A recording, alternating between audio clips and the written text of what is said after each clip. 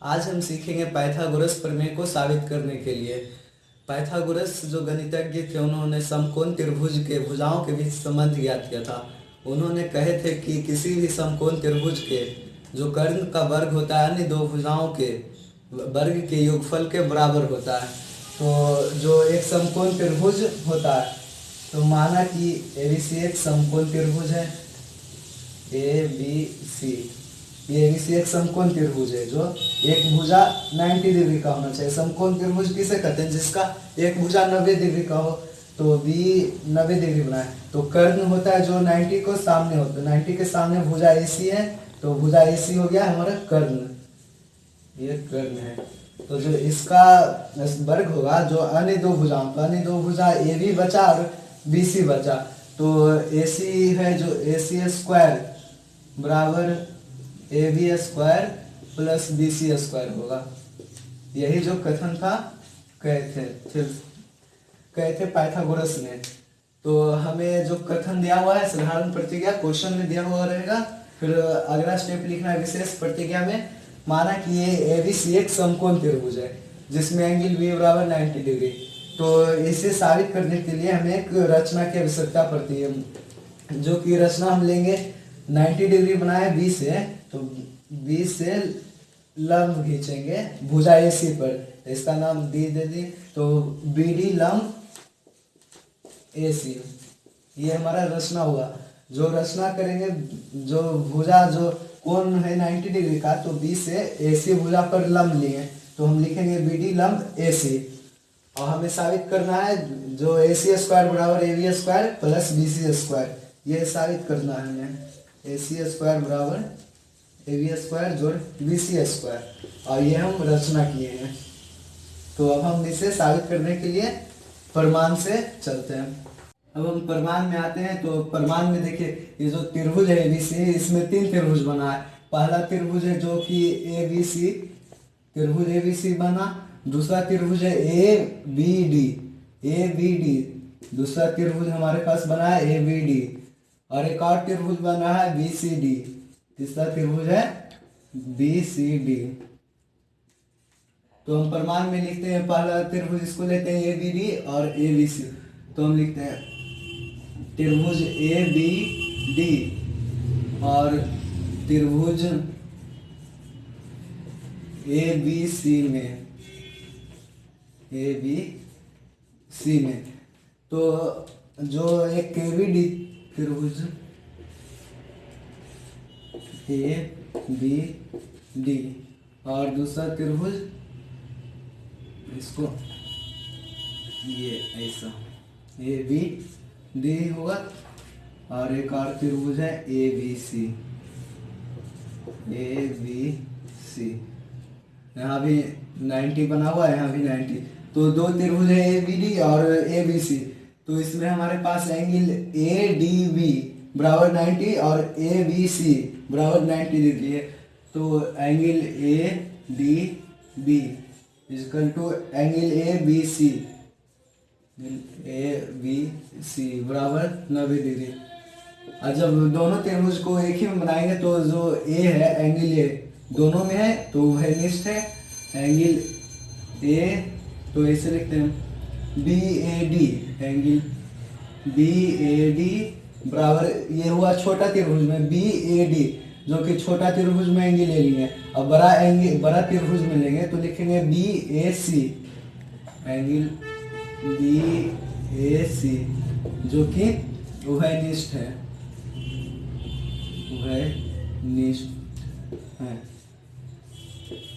और जब दो एंगल बराबर होता है तो तीसरा जो शेष एंगल बचता है एक, तो वह भी बराबर हो जाएगा, क्योंकि जो भी ये और ये दोनों बराबर है तो ये त्रिभुज भी बराबर होगा।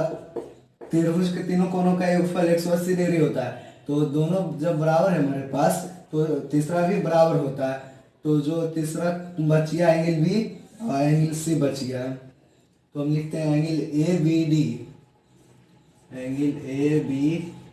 इक्वल टू एंगल ACB या BCA, कुछ भी लिख दें, एंगल ACB। जैसे ही तीनों कोण हमारे पास बराबर हो गया, जो कि दो त्रिभुज एबीसी और एबीडी में दो तीनों कोण बराबर हो गया, तो ये दोनों त्रिभुज आपस में समरूप हो जाएंगे। तो एंगल समरूपता से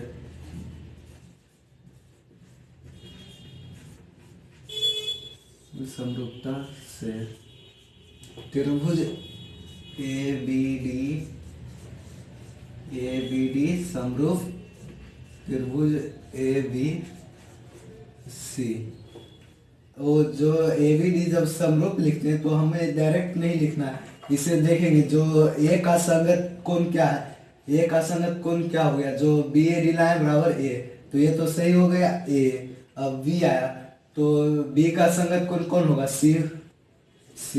डी का संगत कोण हो जाएगा बी, तो ए सी बी ये लिखेंगे। ए बी डी समरूप त्रिभुज ए सी बी। तो जब समरूप होते हैं तो इसका दो शर्त होता है, जब इसके तीनों कोण बराबर हो तो इसके भुजाएं भी आपस में समानुपाती होंगे। तो इसका भुजा लेंगे तो पहले बड़ा वाला त्रिभुज में लेंगे, उसके बाद छोटा वाला त्रिभुज। तो जो पहला त्रिभुज जो बड़ा वाला त्रिभुज में लेंगे वो होगा जो भुजा उभयनिष्ठ होगा। तो ए बी सी और ए बी डी, त्रिभुज ए बी डी और त्रिभुज ए बी सी में जो ए बी भुजा है उभयनिष्ठ है, यानी कि दोनों त्रिभुज में ए बी है, तो ए बी ले लिए। तो ए बी किसके सामने, जो बड़ा वाला त्रिभुज है, तो ए बी सी के सामने, इसके सी के सामने है।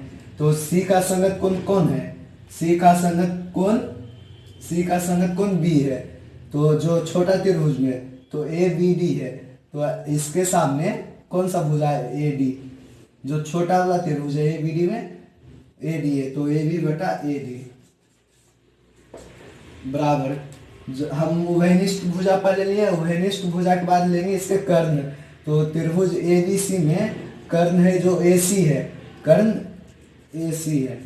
ए सी किसके सामने है, तो एंगल बी के सामने है, एंगल बी के सामने ए सी है। और जो एंगल बी का संगत कोण कौन है, जो त्रिभुज ए बी डी में होना चाहिए। जो छोटा त्रिभुज है त्रिभुज ए बी डी, उसमें बी का संगत कोण कौन है, तो A C B, angle A C B, जो कि ए बी सी। देखिए बड़ा वाला त्रिभुज कौन सा है, ए बी सी, तो इसका संगत कौन है, D, angle A D B.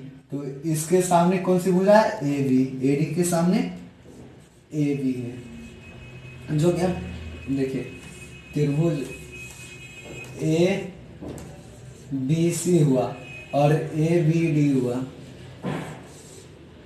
A B D, ये भी 90 ये भी 90 है। तो पहले जो लेंगे ये दोनों में उभयनिष्ठ होना चाहिए, जो पहले भुजा लेंगे उभयनिष्ठ होना चाहिए। तो ए भी इसमें भी है इसमें भी है, दोनों त्रिभुज में ए भी है, तो ए भी लिखनी है। ए बी किसके सामने है, डी के सामने। जो भुजा ए बी है कोण डी के सामने है, तो कोण डी का संगत जो त्रिभुज ए बी सी में है, कोण पहले हमें लेना चाहिए जो बड़ी वाली त्रिभुज हो। तो बड़ी वाली त्रिभुज में जो लेंगे ए बी भुजा उभयनिष्ठ है, ए बी भुजा उभयनिष्ठ है, तो ए बी किसके सामने है, ए बी भुजा कोण सी के सामने है। तो कोण सी का संगत कोण हमें छोटा वाला त्रिभुज में देखना है। तो कोण सी का जो संगत कोण है छोटा वाला त्रिभुज में, तो कोण सी का संगत बी है, angle A B D, angle A B D, जो ये संगत हुआ, इसके सामने भुजा ए डी है, तो हम इसके बटा में ए डी लिख लिए। अब जैसा कि त्रिभुज में ए बी ले लिए, ये उभयनिष्ठ था। अब इसके बाद कर्ण लेंगे, तो 90 के सामने कर्ण होता है, तो कर्ण ए सी, तो ए सी लिख दिए। और अब दूसरे जो छोटा त्रिभुज है उसमें खोजेंगे ए सी का कौन सा होगा, तो ए सी किसके सामने है, एंगल बी के सामने। जो त्रिभुज ए बी सी बड़ा वाला त्रिभुज में एंगल बी के सामने है, तो एंगल बी का संगत कोण खोजेंगे। तो एंगल बी है जो यहाँ है, तो इसका संगत कोण D, angle A D B, ये छोटा वाला त्रिभुज है ए डी बी, तो इसके सामने कौन सा कोण है, ए बी है, इसका सामने ए बी है। तो सिंपल सा हो जाएगा, ए सी का जो होगा ए बी होगा, तो हम लिखेंगे ए सी बटा ए बी। अब इसको क्रॉस मल्टीप्लिकेशन करते हैं, इसीलिए ए बी स्क्वायर बराबर ए सी गुना ए डी।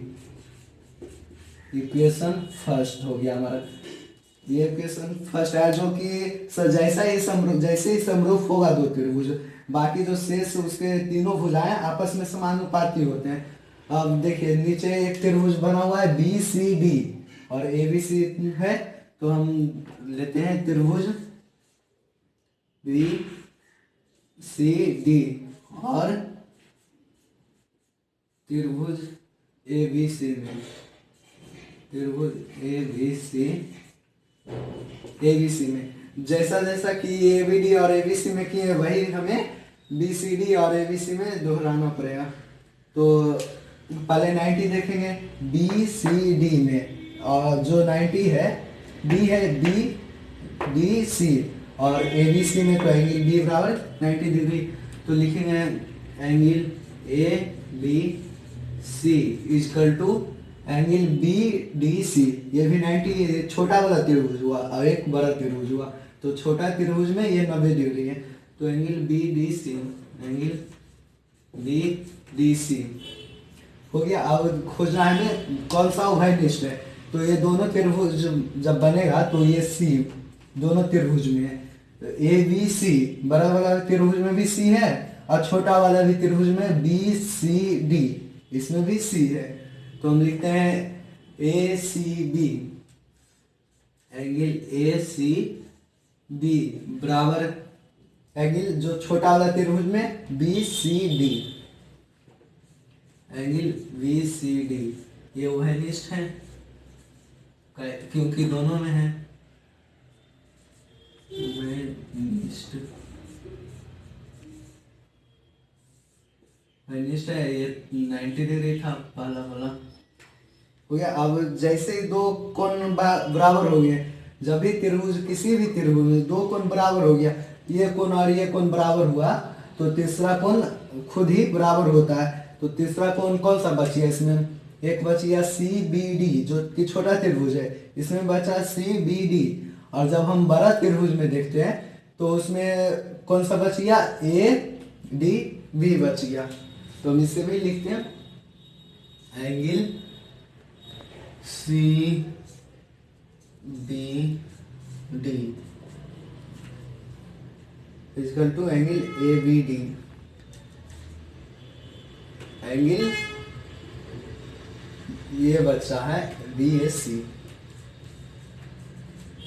तो इसमें भी वही हो गया, जब भी दो कोण बराबर हुआ तो तीसरा खुद बराबर हो गया, और जब तीसरा कोण भी बराबर हो गया तो ये एंगल एंगल एंगल से समरूपता हो जाएगा। अगर हम इसे नहीं भी लिखते तो भी हमारे पास जैसे ये दोनों से भी समरूप हो जाता, हम लिख देते एंगल एंगल समरूपता से, ये भी होता है। तो हम तीन एंगल इसलिए लिख रहे हैं ताकि हमें समानुपाती खोजने में, उसका संगत भुजा खोजने में आसानी हो, इसलिए हम तीनों भुजा लिखे। तो अभी ये समरूप हो जाएगा, त्रिभुज समरूप हो जाएगा, तो इसके संगत भुजाएं समानुपाती होगी। तो त्रिभुज बी सी डी समरूप, बी सी डी समरूप खोजना है। तो छोटा वाला बी सी डी, तो बी का संगत कोण हो गया ए हो गया, और फिर सी का हो गया सी, और बी का डी का हो गया बी, ए सी बी, ये हमारा समरूप हो गया त्रिभुज। तो अब हम इसके संगत भुजाएं लिखते हैं। दोनों त्रिभुज आपस में समरूप हो गए, जो कि बी सी डी और ए बी सी दोनों त्रिभुज समरूप होंगे, तो इसके भुजाएं भी समानुपाती होंगे। तो बी सी डी लिखिए, बी सी डी ये 90 डिग्री है, और ए बी सी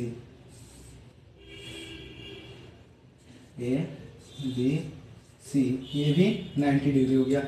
तो ये दोनों आपस में समरूप है। तो पहले जो वैसी भुजा लेंगे तो दोनों में उभयनिष्ठ है, तो इसमें भी और इसमें BC जो भुजा है दोनों में उभयनिष्ठ है, BC और BC। तो हम पहले BC लेते हैं, और जो कि लेंगे तो बड़ा बड़ा त्रिभुज में लेंगे ABC, जो बड़ा त्रिभुज है उसमें BC। तो जो ये BC हुआ किसके सामने, A के सामने है, A के। तो जो त्रिभुज ABC में एंगल A है, एंगल ए का संगत कोण खोजेंगे बी सी डी छोटे वाले त्रिभुज में। तो एंगल ए का संगत है बी, तो एंगल बी, तो बी के सामने कौन सा भुजा है सी डी, तो हो जाएगा बी सी का संगत सी डी, तो बी सी बटा सी डी इजकल टू।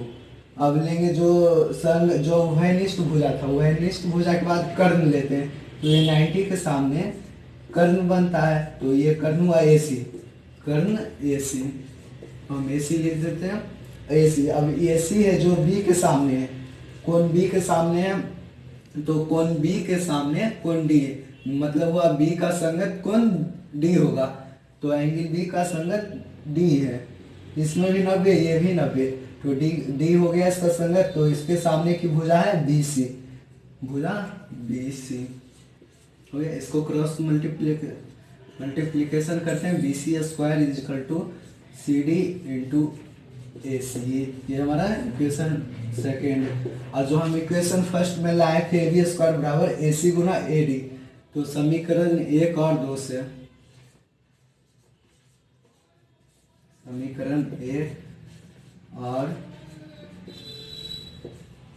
2 से, तो इसको हम ऐसे, इसको हमको जोड़ना है, समीकरण 1 और 2, समीकरण 1 और 2 को हमें जोड़ना है, तो हम यहाँ पे और के जगह प्लस का साइन दे देते हैं, 1 प्लस 2 से, तो ये जो LHS साइड है, LHS साइड के साथ जुटेगा, और जो RHS वाला भाग है RHS के साथ जुटेगा, तो यहाँ BC स्क्वायर और AB स्क्वायर, तो समीकरण 1 में जो LHS का पोर्शन है AB स्क्वायर है और BC स्क्वायर है, BC square equal to AC into AD, AC into AD plus, इसको जोड़ रहे हैं हम, प्लस CD इंटू AC, तो ये तो वही रह जाएगा, इसको जोड़ना नहीं, AB square plus BC square बराबर AC, देखिए AC यहाँ भी है, AC यहाँ भी है,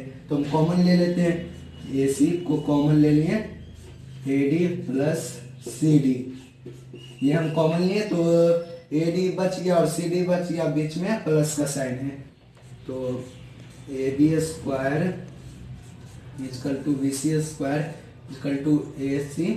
अब देखिए AD कहाँ है, त्रिभुज ABC में AD हो गया और CD हुआ, ये CD है और ऊपर वाला भाग AD है, तो ये जब इन दोनों को जोड़ेंगे तो हमें पूरा मिल जाएगा AC का 2 भाग है AD और CD, जब हम इसे दोनों को जोड़ेंगे तो हमारे पास AC आ जाएगा, तो AC गुना AC, इसीलिए AB square equal to BC square बराबर AC स्क्वायर, हो गया प्रूव्ड हमारा, ये तो हमारा प्रूव्ड हो गया।